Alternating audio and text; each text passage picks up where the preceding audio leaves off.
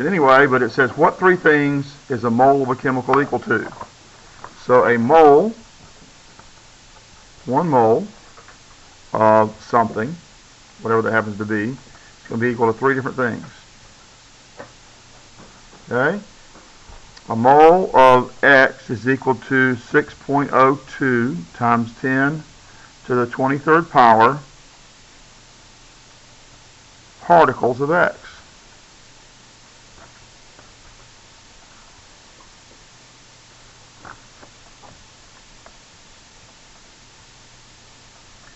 A mole of something is equal to the sum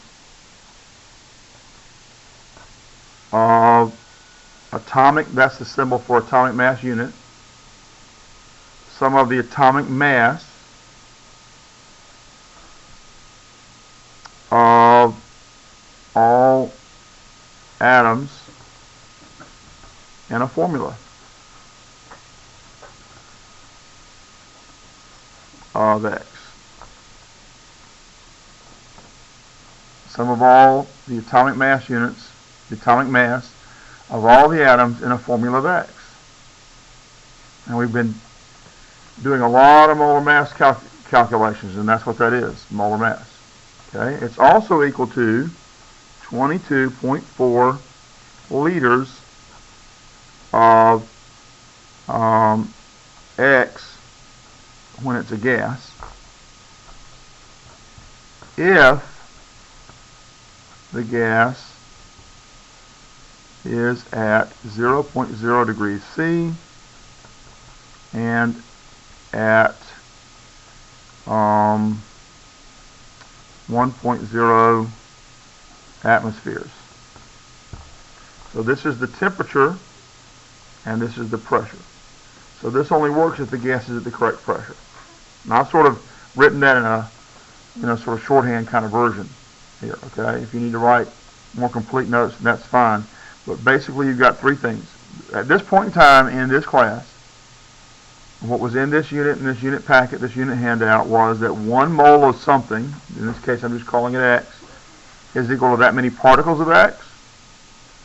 It's equal to the sum of all the atomic masses of all the atoms in a formula of X, and it's equal to 22.4 liters of X in gaseous form if and only if the gas is at 0 degrees C and 1 atmosphere.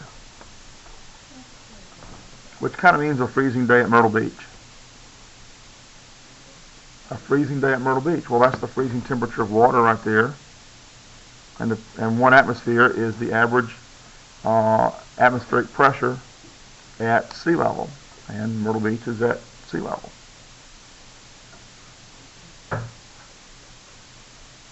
Okay? And that's all in the packet here. Where?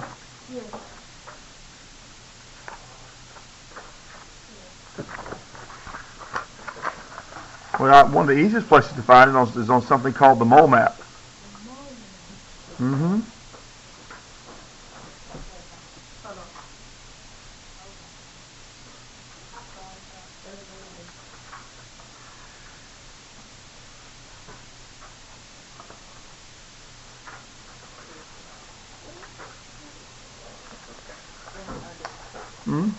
Okay.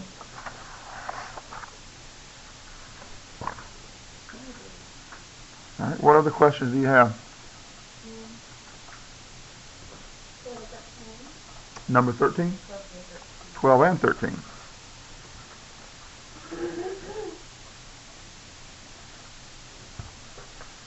Question number 12 says, set up a conversion unit to convert from one measurement unit to another. You must have, for conversion units, you must have a or an equality statement.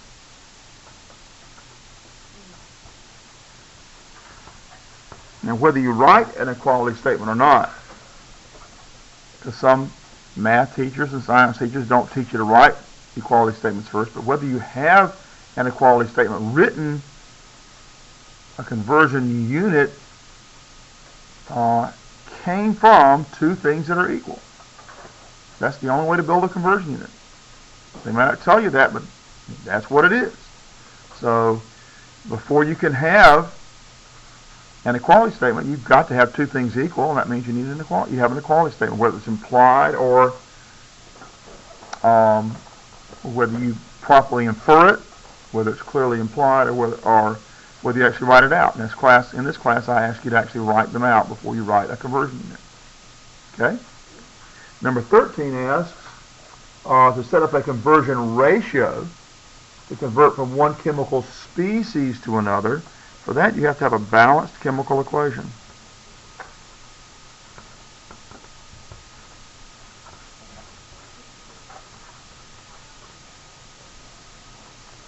Okay?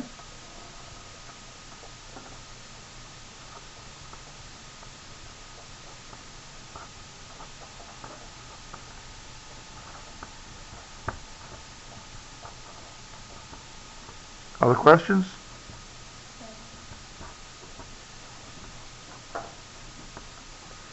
Number 7.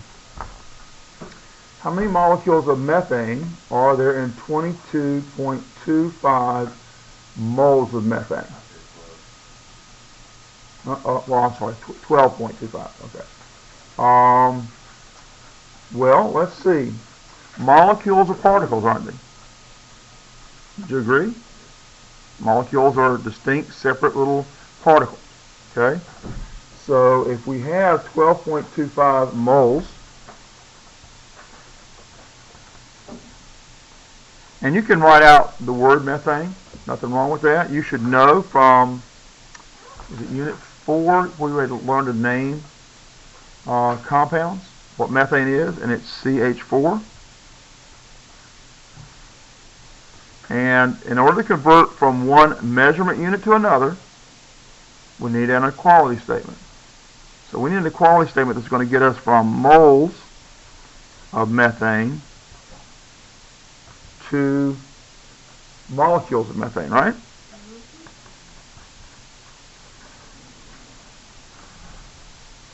So what equality statement will get us from moles of some particles to number of some particles?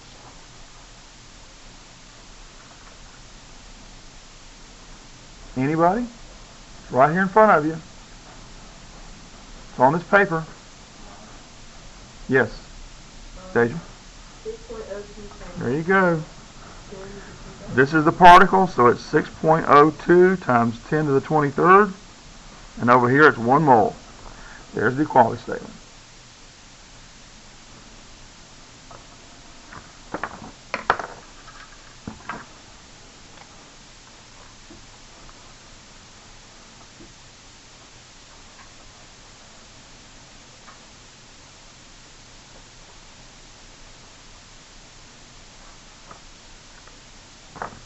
So what are we going to put on the bottom here?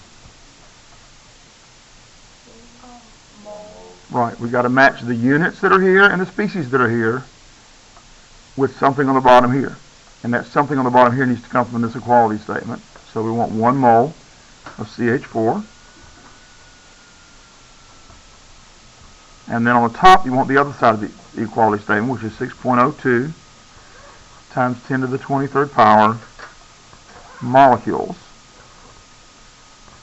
CH4. Then we can cancel as you go. Okay. So then I'm sure somebody's got the answer already, right? What is it? 7.3745?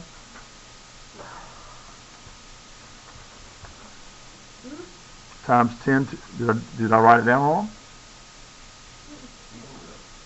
No. Times 10 to the 24th? And that's molecules, because we have left here. And then we need to round it off to how many digits? Well, 3 because I've got it written this way. If you wrote 6.022 and that is also acceptable, then you need 4. Okay, it depends on what you had for this number. Okay, did anybody use 6.022? I don't hear anybody saying so, so I assume that everybody needs to have 3 digits.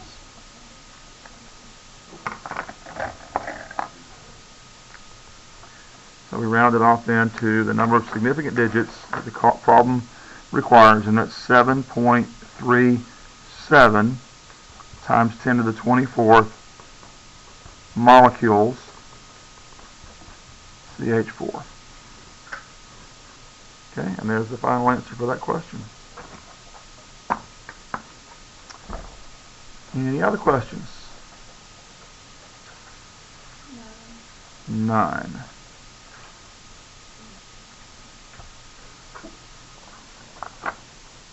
There's a presidential candidate in the last presidential election whose economic plan was 999. I'm just going to look that up for yourself. So a typical formula for oxygen is O2. That's atmospheric oxygen. Number 7. Can we go back to? Can we stay on number 9? I'll go back to 7 for you, since we're already on number 9. Okay. The typical formula for fluorine is F sub 2. So fluorine is one of the gaseous elements, and you need to know that the gases that are noble gases don't have a subscript 2, but all the other elemental gases, that includes hydrogen, nitrogen, oxygen, fluorine, and chlorine, are all going to be diatomic. Okay? So that's F2 then. Let's see, what's number 9? The next one is hydrogen, and that I just said that hydrogen is going to be H2. And for iron, well, that's not a gas, so it's only Fe. That's the symbol for iron. And argon is one of the noble gases, and it's not going to be diatomic.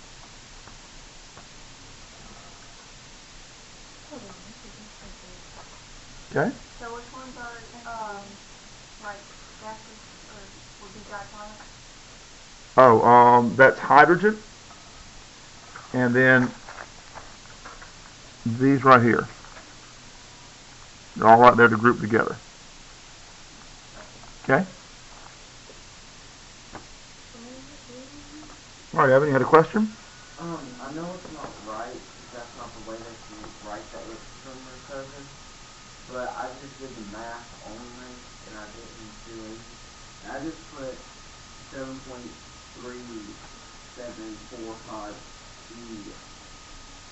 E24. Okay. I put that on a test. What? If you put it that way, I'd have to accept that as the unrounded answer. Okay? Or I couldn't give you credit for the proper rounding of the answer. All right? Because that is a form of scientific notation that is, in fact, acceptable. Okay? I'd prefer you to write it this way, because I want you to know that this means that, and vice versa. So the more you do that, the more you're going to remember that those mean the same thing. So if you wrote 7.3745 E24, that's the same thing as this right here. Okay? But you need to know they are the same thing. All right? Okay. Other questions? None? What? Oh, 16. Okay.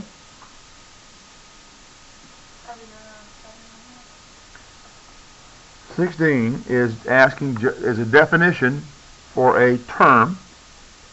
The maximum amount of product that can be produced from a given amount of limiting reactant is the theoretical yield.